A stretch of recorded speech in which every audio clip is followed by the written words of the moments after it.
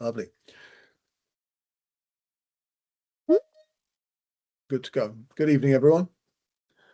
Thank you for joining us. We've got this presentation for you this evening on digital dependency, which of course is one of the core issues of our time. It is so important that we have to dive into this and really understand it.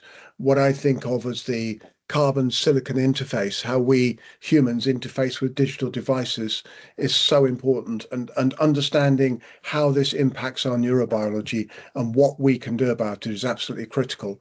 So what we're going to go through this evening is a little presentation around the nature of digital dependency, how it arises, and what we can do about that. So I'll be taking questions during the course of the event. If it's immediate, if I'm not clear enough, and if I'm not explaining something really well and you want clarity, then jump in and ask. Please do that. That's the first thing, okay?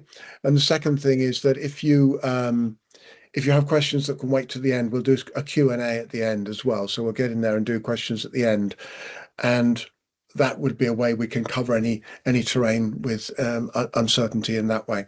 All right.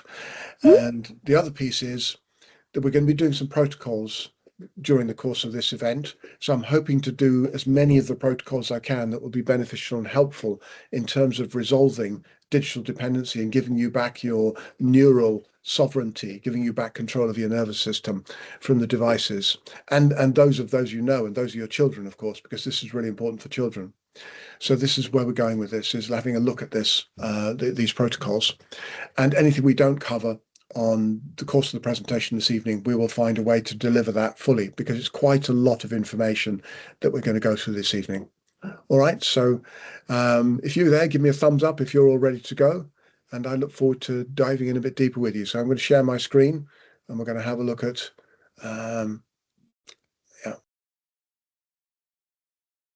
Yeah, can you see my screen? I'm sharing now. I can see your screen. It's beautiful. It should be okay. Yeah, we can go through like this, Chris. Yeah, this looks good. Excellent. Got some thumbs up here. Thank you. Thank you for your patience there. And like I said, this is a super important topic because it's about who owns your nervous system.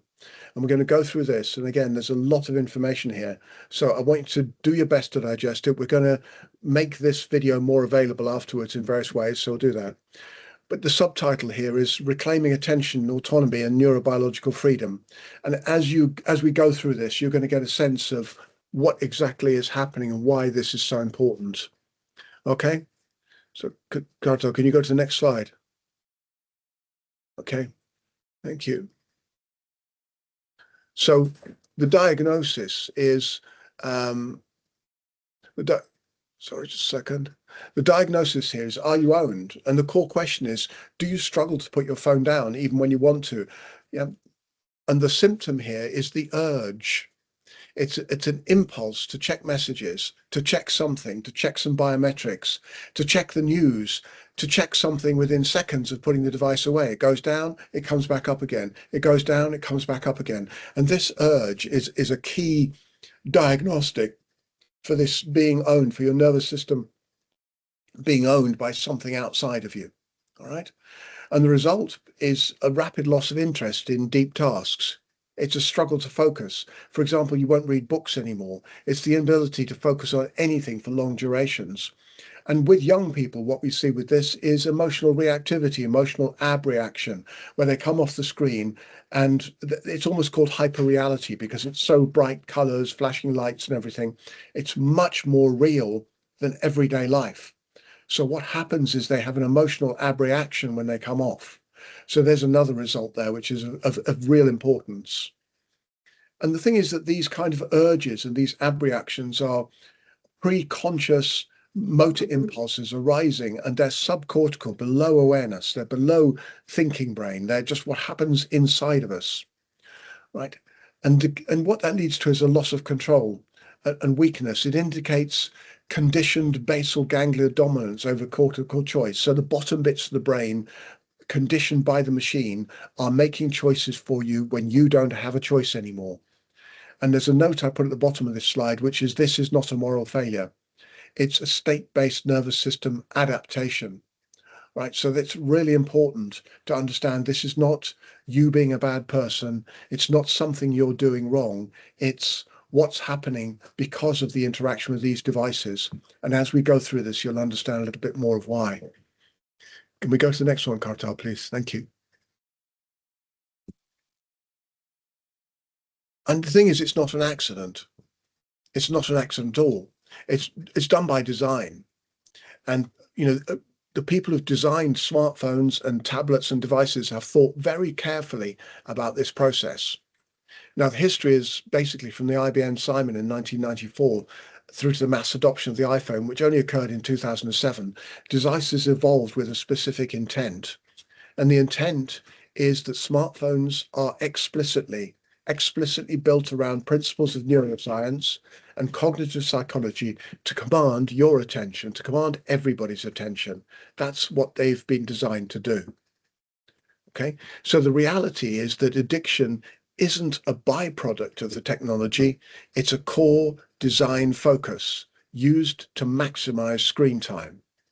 So the intention of the device is to get your attention and to take your intention, dissolve your intention so that you spend as much time on the screen as possible.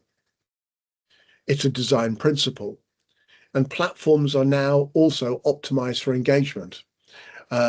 So that's maximum extraction of attention with minimal cognitive effort. So there's an asymmetry in that, which is really important to understand. And that really impacts how our dopamine networks work as well. So there's a psychological lever here. The systems are built to bypass reasoning. They're built to go underneath your cognitive, rational choices and speak directly to affect. That's to your emotions. It's speaking directly into your emotional brain. It's speaking directly to identity, who you are, who you're becoming, who you think you are. And it's also speaking to threat detection. And all the notifications and the colors and everything else about it, all of them, many, many millions of dollars have been spent designing the devices so that your attention is channeled and focused in this way. I put a truth statement at the bottom here because the truth is that you're not using the device is using you. The device is training you. And again, this is not about shame, it's not about moral failure, it's not about being wrong, it's about understanding the design, the logic of novelty, new things happening all the time, of social threat, of identity replacement and reinforcement. And this doesn't make you weak, but predictable. And this predictability of us as neurobiological, mammals is profitable. The whole thing is this whole business is about profit. It's about making as much money as possible from human attention. But the thing is, we can make it work for us. And this is the rub, okay? It's not simply about getting rid of phones. This is much more interesting than that, okay? So let's go to the next piece. Thank you, Kartal. What it does, the mechanism primarily is that it hijacks your dopamine network. We've got 4 dopamine networks, and 2 of them are relevant for the conversation here. And the one that gets targeted primarily with the devices is what's called the neuro-limbic dopamine network. Now, a little bit about dopamine, we'll talk about it later, but dopamine is a neurotransmitter that is why you do what you do and why you keep doing it. So I'll say that again. Dopamine is basically why you do what you do and why you keep doing it. It's prediction, it's reward, and it's why you keep doing something, okay? So the devices target this neurolimbic network, and there are the 2 main ones. There's the neurolimbic, which goes from the base of the brain, an area called the ventral tegmental area, up to the limbic, or the emotional brain, and there's another one comes right up to the cortical brain. And the device is meant to bypass the cortical brain one and go straight into your limbic system to get you to do stuff. All right, and it works. It's really effective. So this system drives immediate gratification. There's the scroll, there's the thing you like. And it drives and informs motivation and then habit formation. So this has been happening to us all with these devices. I've lost the screen there, Kartal. Thank you. And in fact, and basically what it does is something a bit like cocaine, but not quite as immediate. Right. Cocaine, when you put cocaine, if any, I've never used it myself, but if people use cocaine, what it does is it dumps loads of dopamine into the limbic area of the brain, into the emotional part of the brain, and you feel amazing, and you've got this huge amount of dopamine, which is just wanting to buzz through your system, and it drives all your dopamine networks, and it's a little bit like that. So, like I said, dopamine is the reason why we do what we do and why we keep doing it. So it's the reason we scroll. It's the reason we keep scrolling, even when you gain minimal value from it, even if it's just eating your life energy, your time. And time is precious because time you never get it back. It's a one-way line from here to death. And every second, every hour, every day that passes, you are 1 second. Every breath that passes, you're 1 second, one breath, 1 hour, 1 day, 1 moment closer to death, and you don't get it back. So basically, these devices are stealing life energy because it's subcortical, it's subrational, it's conditioning you, it's training you to do that. So how do we break these patterns? Let's start having a look more at this in a minute. By the way, dopamine doesn't signal pleasure. It signals this matters, pay attention. You're getting something out of it in that way, okay? And there is a neuroplastic cost. And it's this, the chronic low effort dopamine. And this is where it's important. Dopamine is great if you work for it. If you work hard and do something valuable, if you put some effort into something, whether it's playing basketball or whether it's winning at cards or, creating a design of some kind or another, or, doing a practice of some kind, whatever it is, if you put effort into it and you get dopamine as a result of that, that is worthy. And that is a profound thing to give yourself. But getting it for low effort dopamine spikes are expensive because they're conditioning you into a habitual addictive response with whatever it is that gives you that low effort dopamine. All right. So it reduces sensitivity to effort-based reward, which means you no longer want to put effort in anymore. Why bother doing something with effort when you can get a dopamine spike without any? And as a result of that, motivation collapses. Motivation for anything that requires depth, which is study, learning, growth, development, anything of value, right, all gets collapsed. If you feel into this is actually quite terrifying because we're talking about the future of humanity. Yeah. If you think about this, this is important. Okay, let's go to the next one, please, Kartan. Thank you. I titled this one "The Weapons of Mass Distraction." Because we are wired, our brains are wired up and we're wired for novelty and we're super wired for social cues. We've got a social engagement system with the 12 cranial nerves and muscles of the face and the eyes and the ears, and we listen to prosody and tone and non-verbal language. We're totally wired for social cues. And what the tech is doing is exploiting all of this. And there's a huge arsenal of exploitative mechanisms on the devices. One is notifications, bright colors, flashing lights. I turn almost all my notifications off. It's highly recommended, by the way. So then you choose when to go into something rather than it choosing when you go into it, rather than it commanding you go in because a light comes up and you respond. A bit like Pavlov's dog. What you do is you choose to go in when you want to. So that's really important. And the infinite scroll is another one. The fact you can scroll and scroll and scroll and scroll and keep going. There isn't a bottom to it. So that infinite scroll removes stopping cues and it keeps you locked in that way because you're built for novelty. This is just how you're built. It's not a bad thing. It's a thing. And what you do when you understand it is you start to recognize, I've been scrolling for a while now. I am stopping. It doesn't matter what's there. And you start to build these in, but we'll have a look at ways of doing this to give you some tools, some skills, some empowerment to be able to do this if you want this. Then there's haptic feedback. All right. So I've got my phone here right next to me. Here it is. Haptic feedback is the feelings of the device. The touch screen is profound in that way. All right. So the haptic feedback is really important because it gives you physical sensory reinforcement via touch. So again, that's that subcortical underneath thinking, underneath awareness even. It's subcortical stuff going on. All right. And then you've got your variable reward and the social identity that comes with that, which is likes. And people like the thing that you like. It's social feedback loops that create both unpredictability and what's really important is belonging. Because when we find something that's our tribe, that we can belong to, that makes sense to us, that puts belonging, we belong there. The device understands us, and we start to buy into the different things going on the Instagram or the Facebook or wherever it is, because we feel like our life is partly wrapped up there because with a sense of belonging. That sense of belonging, of course, isn't real. It's digital. It's two-dimensional, right? But with mammals, what comes more important than anything else is belonging above authenticity, above anything. Belonging is the most important thing for us creatures, and all mammals are pack creatures. All of us belong in herds or packs or groups, tribes, whatever it is. So that is being bought into by these devices and is channeling and training your attention again. Right? So there's a lot going on with these devices. There's also a predictive coding exploit.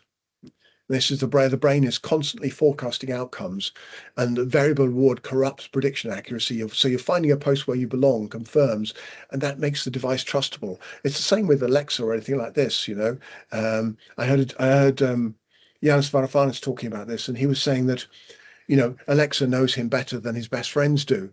Alexa offers him music that he likes. His best friends offer him music he doesn't even like. So, it's about this trustability of the device where the device becomes your best friend almost. You can go, it's right. It's got some accuracy to it, right? So haptics, visual cues, and that sense of belonging reinforce sensory motor loops, not just cognition. So our attention is being so caught up in this, all right? Now, the results are pretty massive. Attention becomes extrinsic. That means driven by things outside of us. It's externally entrained. So we're being patterned with stuff from the outside. It's not intrinsic, self-directed. And, where we are in control is where we have intrinsic, self-directed motivation in accord with our values. What are your values? We could talk about values. We could do a session on values sometime because values are really, really important. What things are precious and valuable to you in your life? But the thing about extrinsic motivation is it doesn't honor your values. It's not in accord with your values. It will tease you with your values so that you buy in and get a sense of belonging and then drive you down rabbit holes, right? The other thing about it is it leads to executive function and focus erosion. Now, of course, in yoga, my background is a depth yoga practice. So there's a training in yoga called ekagrata dharana, which means one-pointed focus of mind. And the beginning of an authentic yoga practice is being able to sustain this one-pointed focus of mind for a continual period of time, let's say 20 minutes, an hour, and you build up from that to 2 hours, to 10 hours. But what the devices are doing is breaking that down so that focus of mind is no longer possible on anything but the novelty creation of the device. So it's breaking that and shattering it for people. And a lot of people are struggling so much with focus outside of the device, intrinsic focus, okay? And we get fragmented attention, and we get identity fragmentation, not knowing quite who you are outside of relationship with the device. So people are isolating themselves, not engaging with other human beings in a strong emotional way, in a clear way, because they're much more tied up to their device. And if you go to a restaurant, you'll see people sitting around a table eating food together, and most of them are on their devices. You go anywhere and people are on the devices rather than talking to each other. And this is part of what's happening. And this has happened all since 2007. So in 9 years, we're in 2026 now, right? So it's in 9 years. All of this has happened. I beg your pardon. 20 years, isn't it? Yeah, 19 years. Now, for under 27s, the prefrontal cortex, with the most recently evolved bit of the brain up here, switches on when we're 27. It comes to maturity at around about 27. And so for under 27s whose prefrontal cortex is not yet fully alive, fully engaged, fully matured, the development is displaced by algorithms and the internal values formation of that youngster is replaced by external validation, what somebody else thinks of them, what the likes are thinking. And we see situations where young people are committing suicide because of what's happening on social media. Somebody's saying things about them, and that external validation is now so important because the intrinsic values and the intrinsic internal validation, yes, I'm a good human, yes, I'm worthy, is being broken and fragmented. And with prefrontal cortex, it's not just about time, it's about practice, because what doesn't get practiced doesn't develop. So if those intrinsic values aren't being practiced, they can't develop well. So, which is why we've got a picture of a puppet to the side here, because this is kind of what it's like. All right. So this is a little bit of information here about some of the strategies that have been built in to these devices to engage your attention. All right. Can we have the next slide, please, Kartal? Thank you, Kartal. The cost, there's a price, of course, and that's eroding executive function. We've talked a lot about, already about fragmented attention and shortened attention spans. And they hijack executive function, the capacity to have goals, long-term goals, to meet those goals, to achieve those goals, because they're reducing the capacity of the prefrontal cortex, which is the key driver of goal orientation. There's a fear of missing out with the device and a reliance again on this external validation like we talked about. And chronic strolling strengthens what's called bottom-up salience signaling and weakens top-down control. So it's strengthening all the haptic feedback and the information, the data from the phone is strengthening the experience of your body, that body urge of wanting to pick up the phone. It's your body going, pick up the phone because it's giving me something. Yeah. And the top-down control, where you recognize that it's a problem, is then becoming weaker and weaker and weaker. So the timescale damage is that executive fatigue accumulates even when digital use can feel light or casual. I mean, I have various strategies. I'll put these on for a second so you see these. You've probably come across blue light stuff as well. And there's a lot of contradictory information about blue light. Some people say it doesn't matter. There is evidence that it really impacts us. And the devices could have been made in a variety of ways, but they were made to exude blue light. And I work on my screen with these because I find them invaluable in terms of how I feel. Regardless of the scientific device, maybe it's placebo.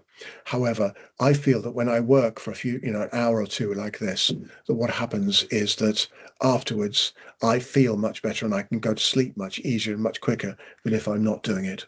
But I want you to see my eyes today, so I'm going to take them off, okay? All right. There's a cost, and it's a reduced capacity self-reflection. It's the reduced capacity for long-term planning. It's the reduced capacity for emotional regulation.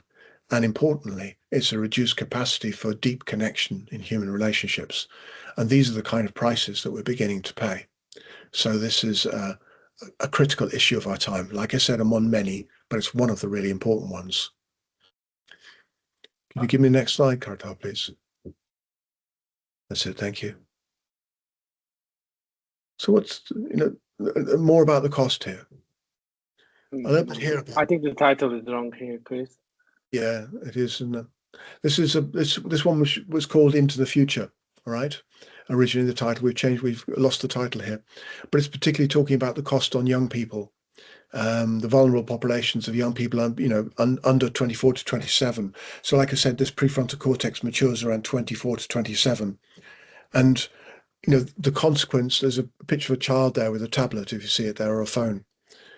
And the consequence of this, and again, I see so much parenting happening where, the electronic childminder of the device is being given to very young children.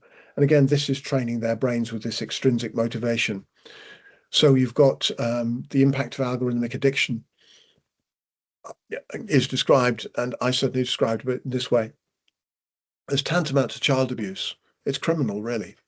And, those countries that are banning social media for under 16s, I think we really need to look at this as a species. It's an important issue because the future is this, that the trajectory that we're heading in leads towards a generation of digital slaves who cannot free themselves from the device without intervention, where their intrinsic value and identity is so wrapped up with the device that it becomes very, very difficult. And I've seen this with a lot of young people, where they've had phones from an early age and they struggle to put them down, and they struggle to read, and they struggle to do anything that isn't digital.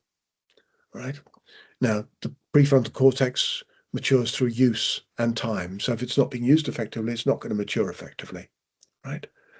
So, it's a real problem when identity becomes algorithm shaped rather than self-authored and relational, built in relationship, built in the important relationships of family and community. Instead, it's built through the device. It's a problem. So this is a price that we're paying. What to do about it? And this is the crisis of the next generation, of being owned by digital economy. And of course, ways of doing it are controlling screen time by putting controllers. You can get various devices to control screen time. There's legal provision where in some countries, some systems are being banned. And again, it's very, very slow. We're not really doing this because the influence of the tech billionaires who make a huge amount of money out of the attention economy, it's not in their interest to limit this at all. Parental involvement has to be part of it. And one of the strategies that people talk about is actually, if your child is on a device, talk to them about what they're doing as well. Get involved, not just limit, but actually get involved. Education in all ways is really important. Practical retraining strategies, support groups, finding fun and play again. We live in an area where, I live in the city here, and it's very difficult for children to go out to play. COVID really, hurt a lot of young children's capacity to engage and play as well. So it set people up for this digital dependency. But engaging in non-digital creativity, again, it's a slow process to get kids involved in non-digital creativity. That's really important. What else? What else can you think of? What else can be done? Of course, things like going into nature is really important. Finding joy in nature, in the natural environment is important. There are many things we can do. Let's go to the next one, Cartel, please. Currency. Attention is money. Your attention is money. Your attention has been monetized. And, personalized algorithms predict what will keep your eyes on the screen longer and will give you that information because attention is the currency. The algorithms are not based around truth or about information. They're based on what will keep your attention on the screen. There is no truth anymore. It's an age of misinformation. It's very hard to find out what is true.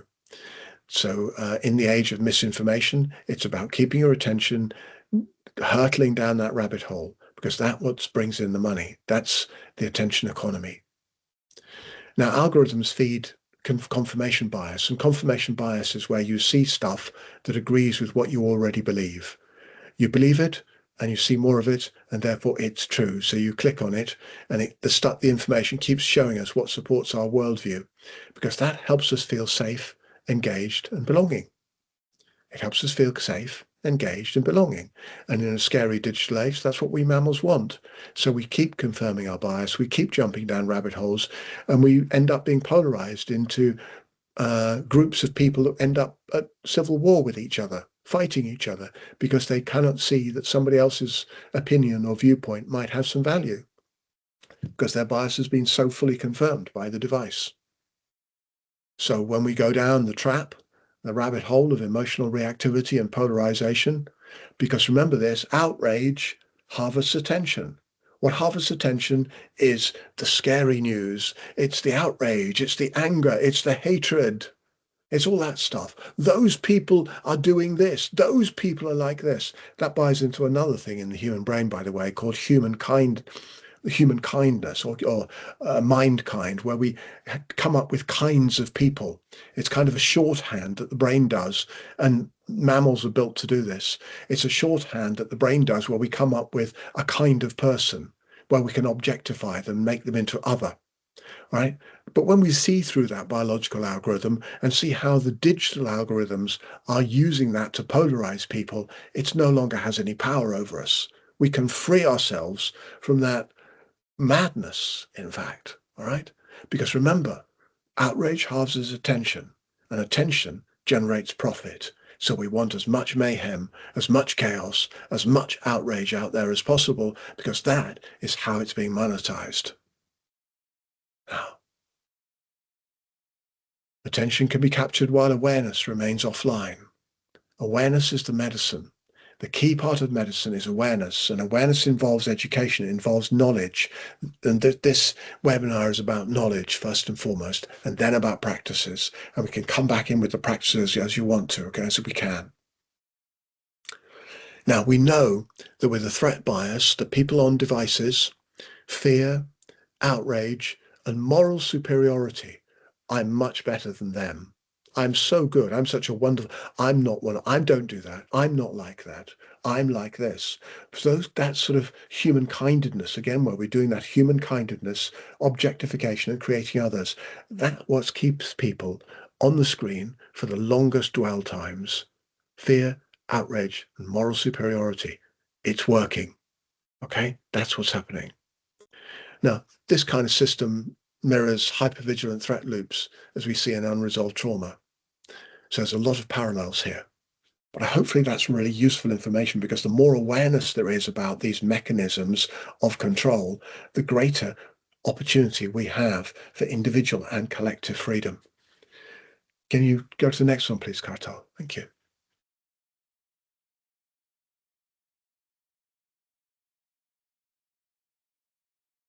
So this is the law of rewiring.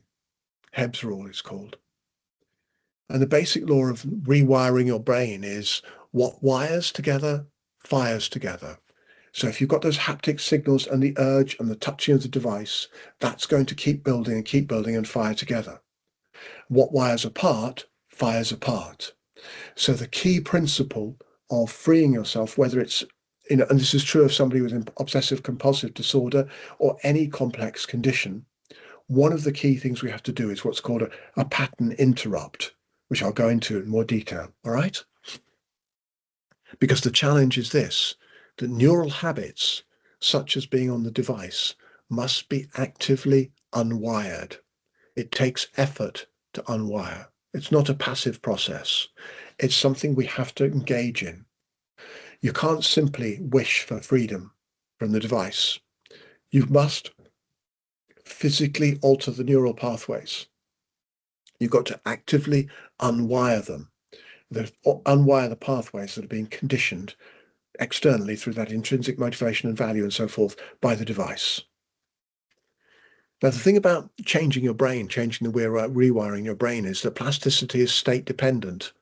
So rewiring occurs most powerfully in regulated, embodied states of deep presence, attention, and relaxation, not just through willpower.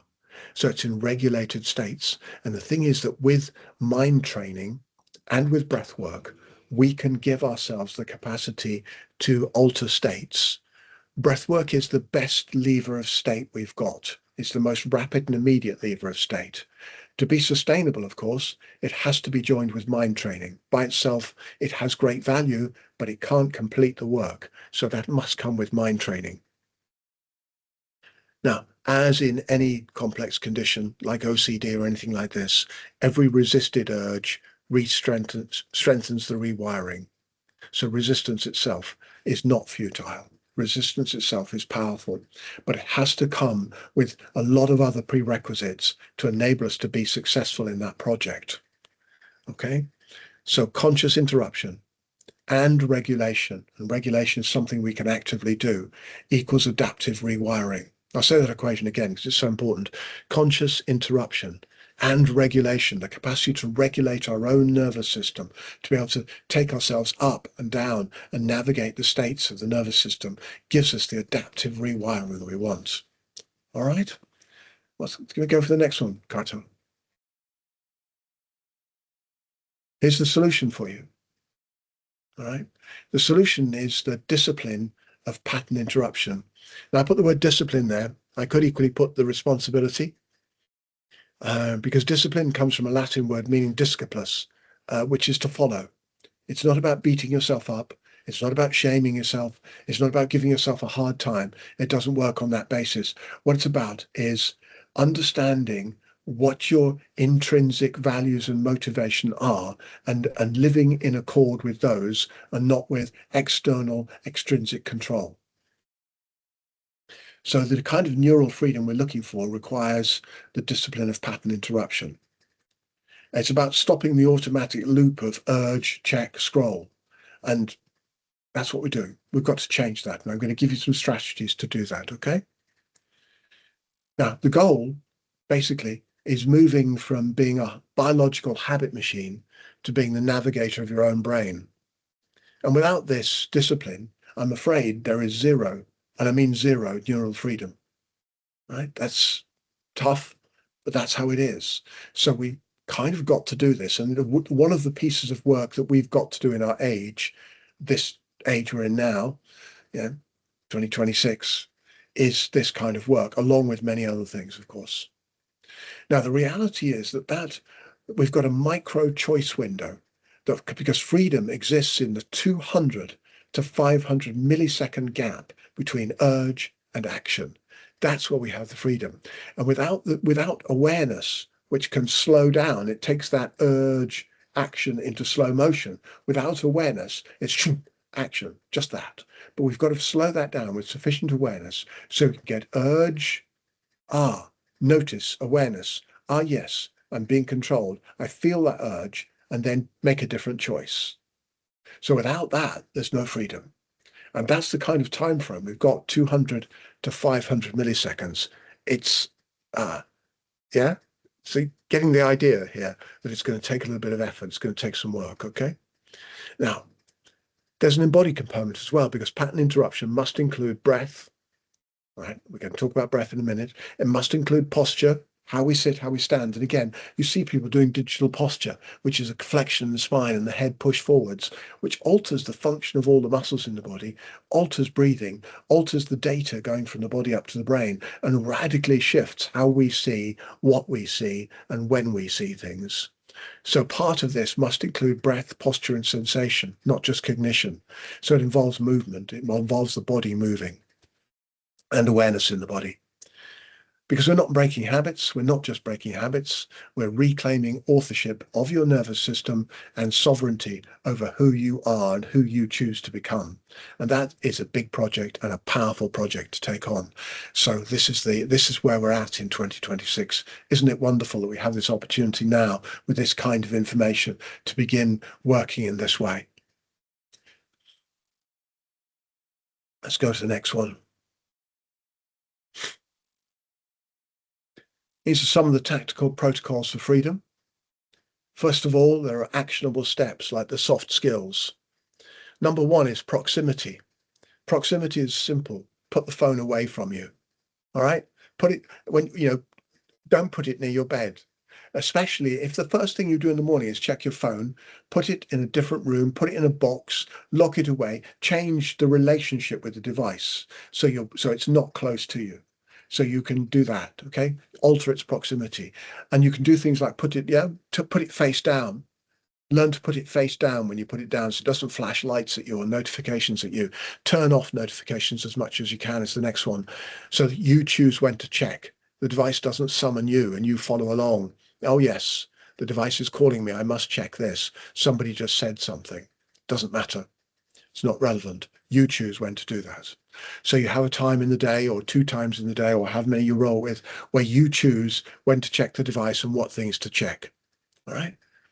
Monochrome mode is another one. I'll show you my device here. This is an Apple device here. I'm using this I've got some notes on here that I'm using at the moment that I want to refer to for the presentation because they do have use, remember. But if I do that 1, 2, 3, you can see it goes black and white. So I have a way of turning this into monochrome. And you can do that. You can set up monochrome on your device. So all the bright colors, the reds, the blues, all the different colors that are attention attraction devices, and the red notifications have been made red. Several $1 million were spent working out what was the best color was, all right, to get your attention, remember, all right? So make them black and white. And that's gone. And you can turn them on and off at will. When you want to check, put it back on again. When you finish checking, turn the colors off. As much as possible, delete apps. Delete apps, simplify. I got rid of Reddit recently and quite a few others. I went through and did an app harvest, just getting rid of stuff. All right. It's great fun to do that. Just clear it out from time to time. Yeah. And you can digitalize your life by removing particularly addictive apps. I mean, I got rid of X ages ago because it's so toxic anyway. Yeah. Just don't do it. Just get rid of the things. And again, sometimes I notice the urge to, I just want to know. Yeah. And you've got to pattern interrupt that as well. Okay. Another thing you can do is bore yourself by embracing boredom. Retrain your dopamine thresholds, because when your dopamine thresholds are set up, just like cocaine, if you take an amount of cocaine, next time you have to have more, and then more, and then more, and then more. And that's how you become addicted. And it's the same with the device. Your dopamine thresholds, you have to have more time on there. You have to have more scrolling. You have to do more. All right.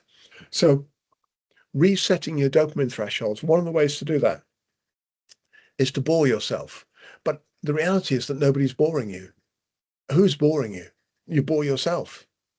One of the beautiful things about mind training, meditation practice, is that you get to figure out finally, when you're sitting there watching your breath, thinking that, oh my God, this is boring, that nobody's boring you. You're doing it to yourself. So what you do is you put yourself in simple conditions, like being in nature, or just watching the breath. And watching the breath is a profound practice, which I'll talk about a little bit because of the way it restructures the prefrontal cortex. These practices are profound in terms of the neurobiological developmental possibilities they can have. So bore yourself, walk in nature often, decentralize. My younger son, he's 14. He's decentralized his phone. He's figured all this stuff out. He has his music on an iPod now. He's got a camera, an old digital camera, so he doesn't need his phone. So he's doing that. Another friend of mine has got one of those old Nokias, a stupid phone, a pre-smartphone. So people are doing things now to begin to get themselves free of this kind of control. And it is happening. So you're coming on board onto this wave of freeing yourself. And it's a great thing to do. Now, like I said, breath is your master lever. And I'll take you through some protocols, but slow nasal breathing restores prefrontal inhibition and vagal tone. Okay, we'll talk vagal tone is the data coming up from the body. So you're freeing yourself from the urge to a degree by altering the way that data is flowing, right? Environment beats willpower. So you design friction into the access, which means you, like I said, proximity, you make it difficult to access your phone. And you remove friction from depth. You get on to other things. I've got a couple of books here I'm reading down the floor here. My desk is piled with books. I'm so into books. And it's an old school thing. I'm aware of that. But again, my youngsters are getting into books again. And it's so good to see this happening. They're reading, because you can get so much information in a short on YouTube, but you can get so much more in a book. All right? It works differently with the brain.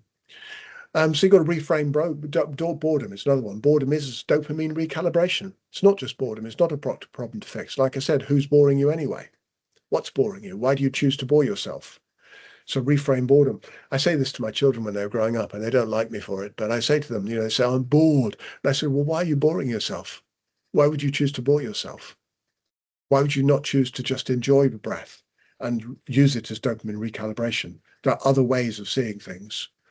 And remember the mantra. This is a really important mantra. Effortless dopamine weakens you. Earned dopamine builds you. It builds you. It builds your values. It builds intrinsic worth. It's powerful when you earn it. And without putting effort in, dopamine is complicated always, right? Because it leads you into addiction. So let's take you through a few protocols if you're ready for that, okay? First thing to do is sit comfortably. And again, like I said, posture is important. So it's head above the chest, chest above the belly, belly above the pelvis if you're sitting down. And if you rest the tip of your tongue, let's put the tip of the tongue at the point where you make the sound n, like in nugget or 9, n. And rest the tip of the tongue there and let the rest of the tongue relax. And then smile a little bit. And what that does is relax cranial nerve 5, the trigeminal nerve. And then lift your shoulders a little bit. Wriggle them down your back, and free up the upper trapezius muscle. This is also powered by a cranial nerve, number 11, the accessory nerve. So we're going to release that down and shake the head and jaw a little bit. And put the tongue back and soften. So when you're coming into regulation, into the capacity to regulate your body, your brain, your mind, for pattern interruption, everything from the collarbones upwards should be fairly relaxed. Eyes a little bit softer. And the next thing is the breath should be nasal. With us mammals, any mammal that breathes through the mouth, any other mammal that breathes through the mouth is doing it when it's dying. With humans, we tend to do it a lot, and our culture conditions us into oral breathing, and oral breathing is really relatively unhealthy most of the time. A lot of people kid themselves, but it is relatively unhealthy. So ideally, we won't be mouth breathing until we reach what's called 85% of VO2 max. That's when we get to where so much oxygen is moving through our systems because we're exercising, that we're exercising at a very high level. Okay, and then we shift to nasal oral breathing together. But most people do mouth breathing in all sorts of situations. So nasal breathing is important. So with your tongue in place, breathe in slowly through the nose, put your hand on your belly and breathe down into your belly. Now you could put your hand on your chest as well. If the main movement and the first movement of your breathing happens up here in the chest, that indicates that you've got a stress-based, possibly trauma-based breathing pattern, which is less than helpful for your well-being. So you want to get this breath down into the belly here. And if you take 3 or 4 breaths like this, relaxed, aware, nasal, low and slow, down into the belly, pause, stop, reframe what you're doing and make a different choice. You've got a pattern interrupt. You've got a way of interrupting. You feel the urge to pick up the phone, turn it over, put it out the way, come into your breath, nasal, aware, low, slow breathing. Take 4 breaths like that. Stop, observe, what are my values? What do I really want here? Do I want to go greater into digital dependency? No. Okay, then don't pick it up until you choose to, and you start to reclaim your sovereignty. Okay, now we've only got a few minutes left for this meeting. So that's one of the kind of, we're going to look here, 1, 2, 3. We have another slide, Chris. We have another slide. Let's go to that then, Carter. Thank you. Ah, yes. This is not just about phones, of course. This is about who gets to train you, who gets to train your nervous system, and more importantly, your children's nervous systems. And freedom is not necessarily digital minimalism. I'm not suggesting that. I'm not suggesting some return to the dark ages. I'm saying that it's about neurobiological sovereignty. Now, when you come into breath awareness, you start to build the power of the prefrontal cortex. And again, I'd love to do another webinar where we could go deeper into practices. But this is what you're doing, is building the prefrontal cortex through awareness of breathing and through training your mind. But it does take discipline. Now, another strategy, by the way, is get yourself neurobiological sovereignty buddies. So get other people who will come on board with you to help support you so you can check in and say, how's it going? To beat the cold turkey and crack the digital addiction. Because freedom isn't simply restraint. Freedom is state mastery, which means you need to learn to regulate yourself. You need to be able to regulate your body. You need to be able to regulate your nervous system really well by doing aware, nasal, low, slow breath to bring yourself down. And there are a range of strategies. By the way, there are loads of strategies on our online courses, and those are worth looking at. There's one called Own Your Life. There's one called From Stress to Resilience. They're super worth looking at, by the way. We're going to do a special offer on this as well. Awareness without regulation equals collapse. Discipline without embodiment equals burnout. But regulation and repetition equals freedom with responsibility. So profound possibilities when we start to engage with understanding what this is doing to our biology and what we can do with our biology to take back sovereignty. Okay, so that's the kind of protocols we're looking at with regard to the breathwork practices and mind-based practices and body-based practices, things I call meta skills, which are embodied awareness, mind training, and breathwork skills. And all our online courses are based on these, and they are profound skills in terms of moving into the modern age and regulating, optimizing our biology so that we can face into the age and teach our children to face into the age with skills and clarity. Now, have we got time for any questions, Kartal? Yeah, we can go for questions. Let's go to questions. I'll take a quick drink. Has anybody got any questions you'd like to ask?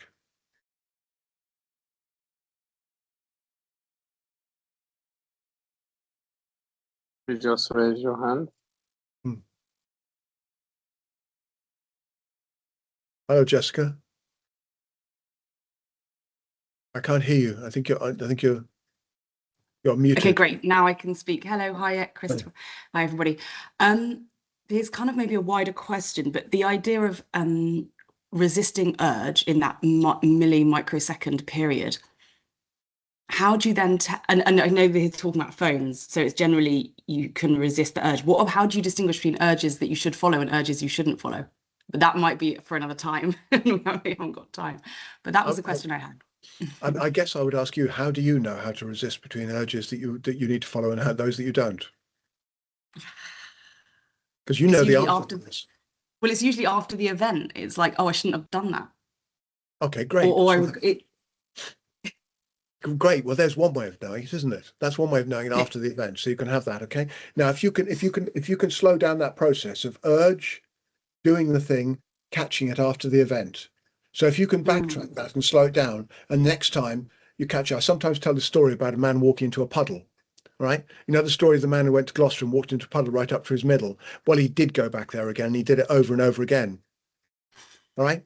But the next time he went up to his knees. And the time after that, he just go over his shoes. And the next time around, he walked around it because he remembered it was there. Right. Yeah. Yeah. You got the idea. Mm-hmm. Right. Mm-hmm. Yeah. So that's what we do. That's what we're working with. We're gradually catching those patterns. All right. It takes time. It takes discipline. Okay. It takes awareness. Yeah. Thank you. Yeah. And greetings from. Sorry, I was going to say the first thing you've got to recognize is you're in the puddle. Yes. Okay. Yes. Yes. Yes. Yeah. And I'm just to say I'm in Australia, hence it's sunny and well, it's 7:30 a.m. So I'm glad to be here. Thank you. Thank you. Right. Thank you. Thanks for your question. Really appreciate it. Thank you. Anybody else?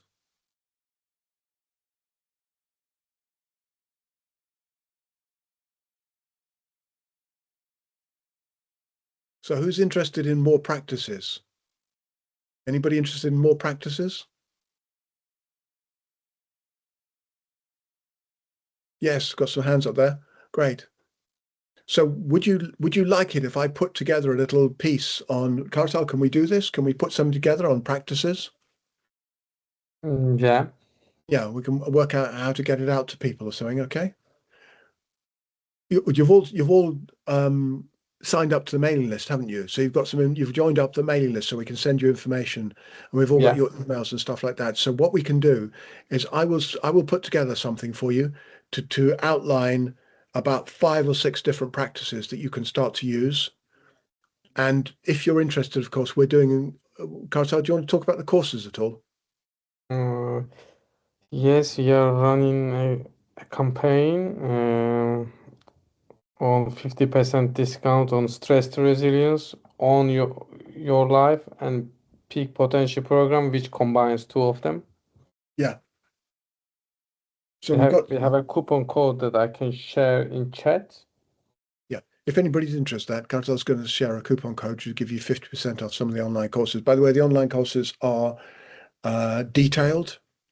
They are full of knowledge, and they have, I think that one has 28 different practices in which you can start to use. And with these practices, like the simple one with nasal breathing, you entrain them into your system. You build them into your system so they become second nature. It's just like, if you remember when you started riding a bicycle. Do you remember when you did that? Those of you who ride bicycles, okay?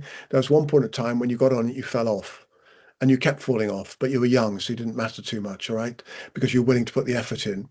And eventually you learned to build up the sensory map of all of those pieces, like, pointing the wheel forwards with the handlebars and pedaling at the same time and balancing and watching where you were going so you didn't bump into things. And all those pieces had to be pulled together into one big sensory map so that you could use that. And now you don't even know, you can jump on a bike and don't have to think about it. So the practices are like riding a bicycle. You've got to start them off and you've got to build them up over time in a disciplined way, ideally in a kind of daily way. And one of the things I love doing is helping people build those kind of daily routines, because that's how we work with biological algorithms, and that's how we work with the impact of the digital algorithms on our biology to free ourselves by having internal bicycles of practice that are just so available that we don't have to think twice about them. All right. So in the beginning, of course, it's work, because we've got to get the practice and we've got to sit down and do it. And building habits takes time. So, one of the things about building a breathwork habit, for example, I encourage people to do it 3 times a day for about 5 minutes at a time.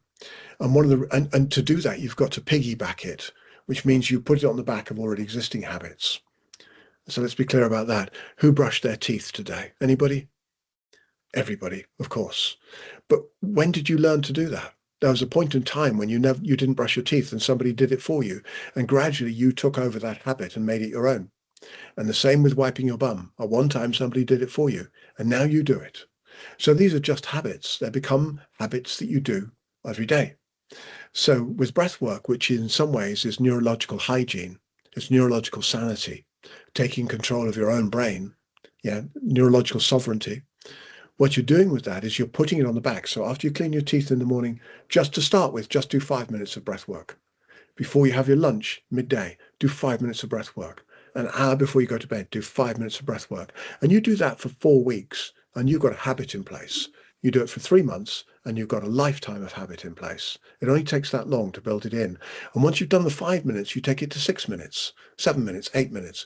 And again, I see people going on meditation retreats, and they come back and they're promising themselves, I'm going to do 2 hours of meditation a day. And of course, they do it for 3 days, and then it collapses because life's so busy. So you've got to start off with tiny little wedges. When you put a wedge into something to get a leverage in there, you could put the wedge in to get it bigger and bigger and bigger. So you start off with 5 minutes, a tiny wedge, and then build it up. Right? And that's how to put habits in place. And that's how you build these things in place. So again, having practice buddies, having people who love you enough and care about you enough to support you and you support them in developing these kind of habits is critical. And it fascinates me that these kind of practices that, I spent my life studying these practices.